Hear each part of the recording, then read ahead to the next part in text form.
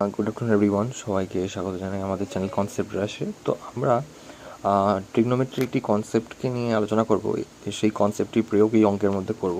কনসেপ্টটি হলো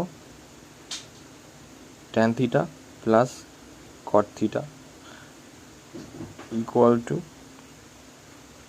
সেক theta into cosec theta. এটা মনে রাখতে হবে, ঠিক আছে? এবার কি করে হলো জিনিসটা একটু বলে দিই। দেখো, এখানে একটা জিনিস মনে রাখবে যে ট্যান থিটা আর কট থিটা যখন যোগ হবে, tan theta cot theta sec theta কিন্তু কসেক থিটা হবে, ঠিক আছে?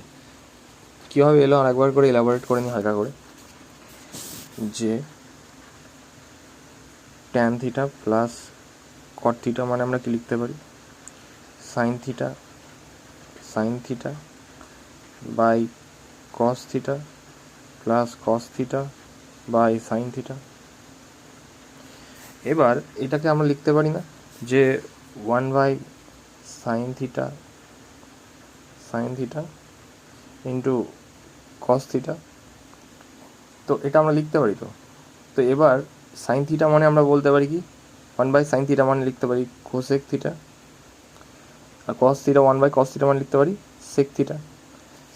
এটা একবারে বলা হলো যে এইটা tan theta plus cot theta মানে আমরা বলতে পারি cosec theta cosec theta into sec theta.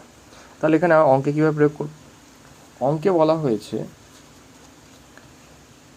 Sec theta, অঙ্কে বলা হয়েছে sec A by cot A plus tan A তার হোল স্কোয়ার।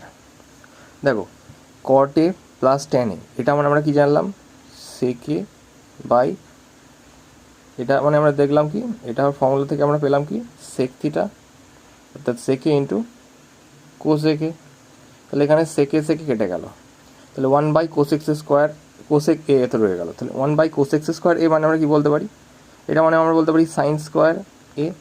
সাইন স্কোয়ার এ মানে কি বলতে পারি 1 কস স্কোয়ার এ। তাহলে অপশানে কোথাও আছে 1 cos square A? Yes, option এতে আছে। তো option A is the right answer. আশা করি তোমরা বুঝতে পেরেছো।